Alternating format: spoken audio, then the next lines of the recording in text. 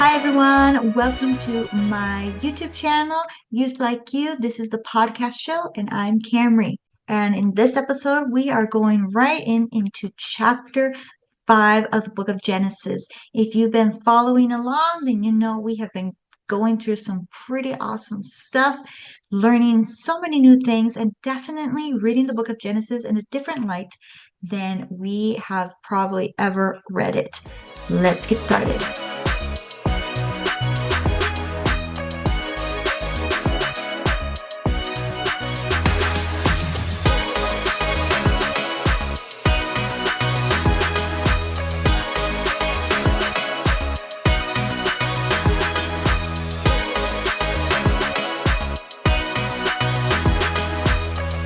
Okay, so chapter 5. I'm super excited that we are going to be doing chapter 5. Let's go right into it. Okay, so chapter 5 in the book of Genesis. There is a lot of reading who lived and who lived for how long, who fathered who, they had more sons and daughters and so forth. So we're not going to read this entire chapter, but we're going to skim through it. So Genesis chapter 5, verses 1 through 3. Let's read this right here. This is the book of the generations of Adam. When God created man, he made man in the likeness of God. Remember, this is something that is repeated right here. We see that in Genesis chapters 2. So again, it's repeated. Male and female, he created them. Again, God is establishing that he created two genders, male and female. He didn't create anything else. He created that. He established it from the beginning. This is how it is. This is how he created them, male and female, and he blessed them. He said, this is good. He blessed it. He saw that this was great. This is what he liked. This is how he had designed it. It was right from the beginning. Our DNA, I was just watching a video about when a baby is conceived, the egg and the sperm, when they come together, the egg has the 23 chromosomes of the mother, and the sperm has 23 chromosomes of the male. And when they come together, those chromosomes combined and they begin to produce a human being. And already within those is the DNA that tells what the height of the baby is going to be, the color of eyes, the color of skin, the color of hair, everything. The genetics is already prepared, made up there, and already whether it's going to be male or female is right there, right in the DNA. And you can't change the DNA, what has already been established, what has already been designed and created. So again, God is repeating. He repeated in Genesis and he's repeating it again. Sorry, in Genesis chapter 1 and chapter 2, and now he's repeating it in Genesis chapter 5. He created male and female. He created them in his likeness, in his image, and he blessed them and named them man when they were created. Then it says, when Adam lived 130 years, he fathered a son in his own likeness after his image and named him Seth. Remember, if we go back to chapter 4, we're going to see at the very end, Adam knew his wife again, and she bore a son, verse 25, and she called him Seth. We think, oh, this was probably soon after Cain killed Abel, but we don't know. But if we go to Genesis chapter 5, we know that Adam was 130 years old when he fathered a son in his own likeness after his image and named him Seth. I like what is being said here, that he fathered a son in his own likeness after his image. Why is this important? This is important because we reproduce who we are. An orange tree produces oranges. A banana tree produces bananas. A berry tree produces berries. Broccoli seeds produce broccoli. Tomato seeds produces tomato. Corn produces corn. Everything reproduces after its own kind. Cats have cats. Dogs have dogs. Elephants have elephants. Clownfish have clownfish. Dolphins have dolphins. Human beings reproduce human beings. And I like here that emphasis that Adam reproduced his own kind. He was male and he knew his wife. His wife had a male child. And then it also says in verse 4, he had other sons and daughters. So Adam and Eve had offspring of their own likeness, male and female.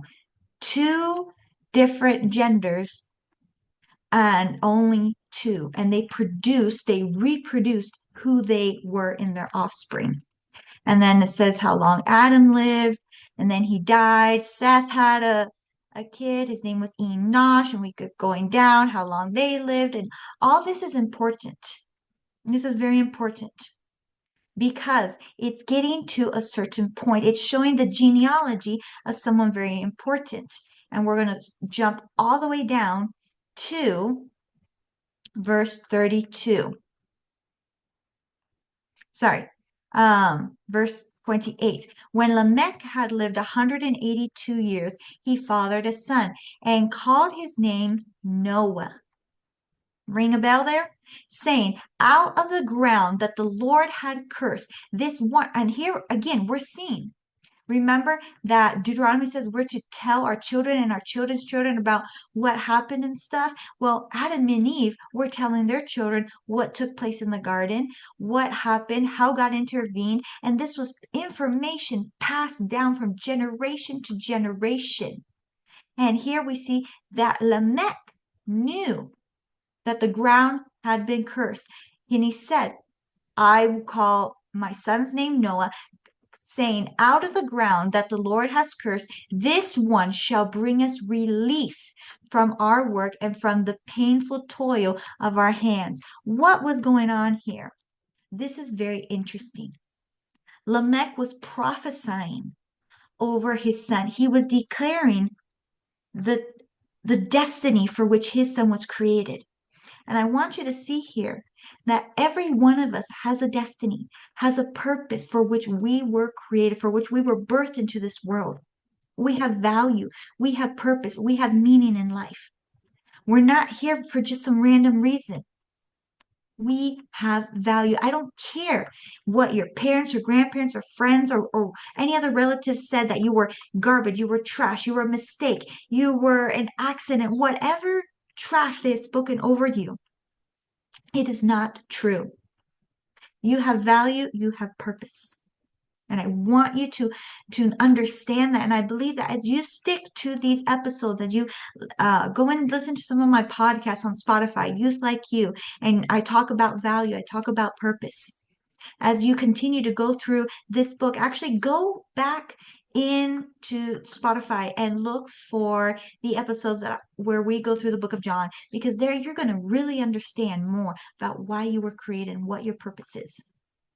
You're going to get a better grasp of it. And as we continue through the book of Genesis, you're going to be seeing how God uses people, how God uses them to bring something greater into this world, to be able to accomplish a greater purpose than what they could have ever imagined, how they are used in so many amazing different ways if they let God use them. And so Lamech is prophesying over what his son's destiny was going to be. And I think this is very important. When we name our children, they become what we name them. There's something about when you name someone, you're giving them an identity. You are giving them a direction for their path in life. My middle name is Joy, and I often go by that name. And lots of people have told me, they said, your parents named you correctly because you are just a fountain of joy. You are constantly joyful. You are always happy, always smiling. And someone once even questioned me and said, are you ever sad or depressed? And I'm like, yes, I am, but I am a very joyful person. One of my goals in life is to bring joy to everyone that I encounter.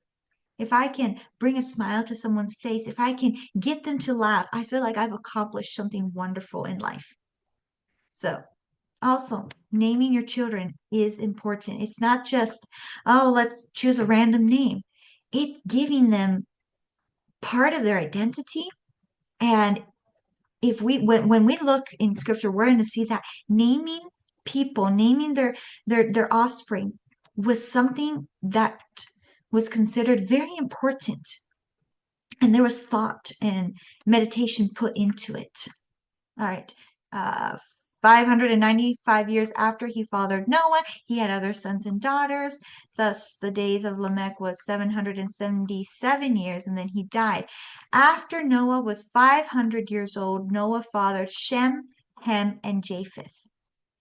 Now, I don't know if he had other children and those children died or something. I don't think so. I think we need to see exactly what scripture's saying. He said, after Noah was 500 years old, he fathered Shem, Ham, and Japheth. I believe these are the only three sons he had. Why? Because later on we're going to see that when I don't want to give any spoilers away, but we're going to see that these are the only sons that he had. The sons had wives, and Noah had his wife, and we're going to see this group of 8 people in a very important and significant and historical situation that took place thousands of years ago. But we don't see anything about, oh, this other daughter of Noah or this other son of Noah. So I think this is really important. But if we look here at this genealogy, we're going to see Noah was not a made-up character. He was real. He came from Lamech. Lamech came from Methuselah. Methuselah came from this person and this person from that, and so forth. And we go all the way back to Adam and Eve. This is important as well because it shows us that we are all descended from Adam and Eve. And we're also going to see that we were descended from Noah and his family. Look, oh my goodness, that just blows my mind to think of these amazing historical figures that, yes, they had their faults, but we come from them. We come from an incredible lineage. We are created in the image of God, for one thing. That is even more mind-blowing. But to know that I came from another human being, I didn't come from whatever other things. There are some people who believe that they came from vegetables, that they came from animals. Like evolution talks about you came after millions of years, this morphed into this and this multiplied into that and whatnot, and it created this and that, and then eventually humankind came. It's like that is so degrading. That is just saying you are just nothing, a bunch of cells that just happen to evolve into this incredible machine of bunch of complicated veins and nervous system and our eyes. Oh my goodness, our eyes is something that has baffled scientists. They're just amazed. Our skin, the imprintation, our DNA, everything about us is so complex that there's no way that we would have ever thought to have evolved into having 5 fingers on each hand, 5 toes on each foot, having a nose. Just everything about us is so incredibly designed and perfected and made and formed that it takes way much more faith to believe that I am a result, or we are a result of a bunch of molecules that just exploded and came together in this microwave type of environment to create these cells that began to mutate and change and adapt over millions and millions of years. It takes way more faith to believe that than to believe that I, you, me, we, all of humankind was designed and created, that we go back all the way to our very first great father and mother, great grandma and grandpa, who were formed by God, who was designed every part of us, breathed his life, and then they began to reproduce after their own kind. I just think that's incredible. Now, there is another figure here that I want us to look at, and this is Enoch. I wish there is more in the Bible about Enoch, but there's only 2 places in scripture, in Genesis and I believe in the book of Jude, where it talks about Enoch. Now listen to this. Enoch, Jared lived after he fathered Enoch 800 years, and he had other sons and daughters. Verse 19, verse 20, Jared died. Verse 21, Enoch lived 65 years. He fathered Methuselah, who was the father of Lamech, who was the grandfather of Noah. So Enoch was the great-great-grandpa of Noah. Listen to what it says about Enoch. Enoch, thus all his days were 365 years. Enoch, verse 24, Enoch walked with God, and he was not, for God took him. Here we have the first, I guess it would say the personal rapture of a person. This person, Enoch, did not experience death. He was taken up. Enoch walked with God, and he was not, for God took him. I think this is just incredible. Like, what qualified Enoch to have his own personal rapture, to not experience death, but to be translated right then and there, just taken up? I don't know, but I think this is so interesting. And I've often contemplated this. Enoch is one of my most favorite figures in the Bible because it says of Enoch, he walked with God. How would you like it to have been written of you that you walked with God? You had fellowship, you had communion, you had deep intimacy with the creator of the universe, with he who designed the blueprint of all of humanity, of how they would be, with he who formed man out of clay and dust and breathed life into him. Enoch walked with God. Oh my goodness. To me, that is just so incredible because one of my greatest desires is to just walk with God. I want to be like Enoch who walked with God. David, who is called a man after God's own heart. You know, we sometimes like hear like in the movies, like, oh man, this guy's just a dreamboat. He is a man after my own heart. Or he says she is a woman after my own heart. I don't need to explain what that means because you know what that means. And here is a man who God said of David, he is a man after my own heart. And Enoch walked with God. I believe Enoch was also someone who was a man after God's own heart, and David walked with God. Because how can you be a man after God's own heart if you're not walking with him? These two men just inspire me. They lived thousands of years ago. Enoch lived before David. And yet, these men, for all of eternity, this is written of them. Enoch walked with God. David was a man after God's own heart. It's just so incredible. And so when we're reading our Bible and we go through the genealogy of someone, like this guy had this and they were how many years old and this, that, it's like, yes, in our minds, it's like, okay, why do I need to know that? Like, I don't care how old he lived or something.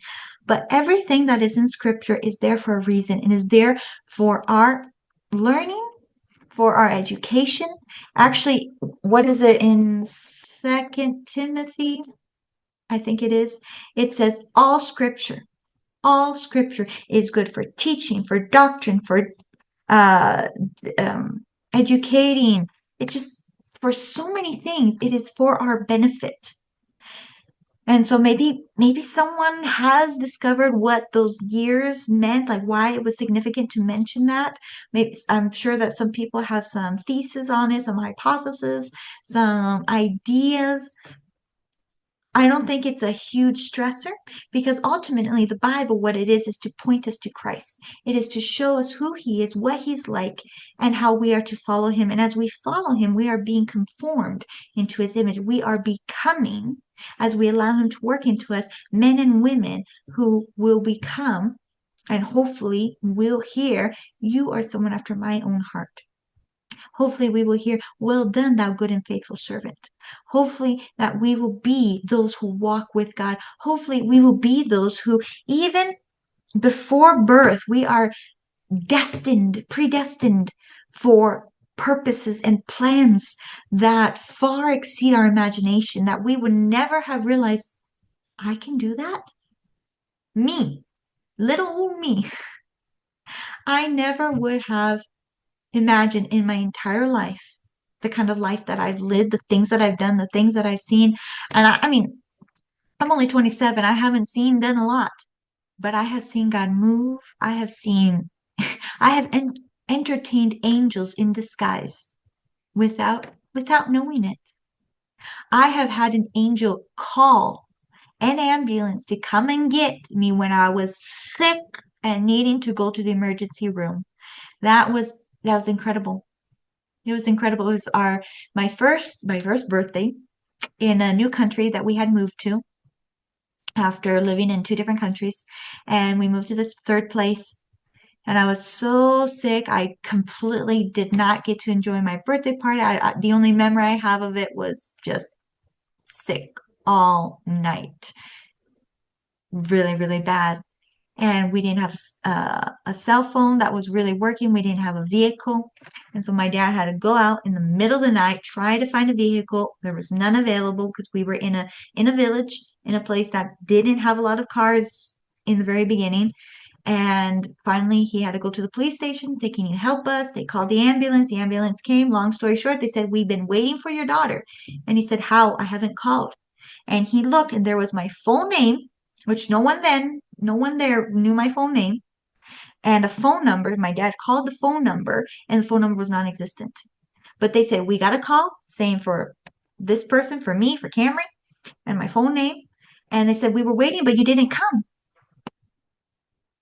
It's amazing. It is amazing. And the things that God has allowed for me to be a part of, seeing God move and working in people's lives, watching how he has built up communities, how he has restored people, how he has pulled them out of the miry clay, how he has rebuilt their lives, seeing hard hearts turned, and sadly seeing hearts that thought they were on the right path, but they weren't, and just seeing how God brings judgment on those who refuse to follow him, who refuse to listen to him. And you might think, "But that's so harsh." Well, let me ask you then, is it harsh when the policeman comes and gives you a speeding ticket because you broke the law?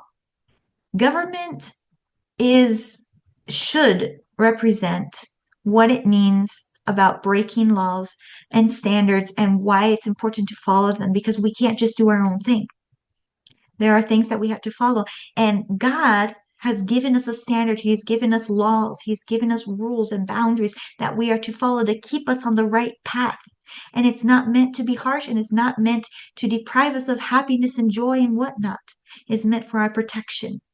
Sadly, government does not always, not very often either, sadly, exemplify the example of what God really wants them to show us.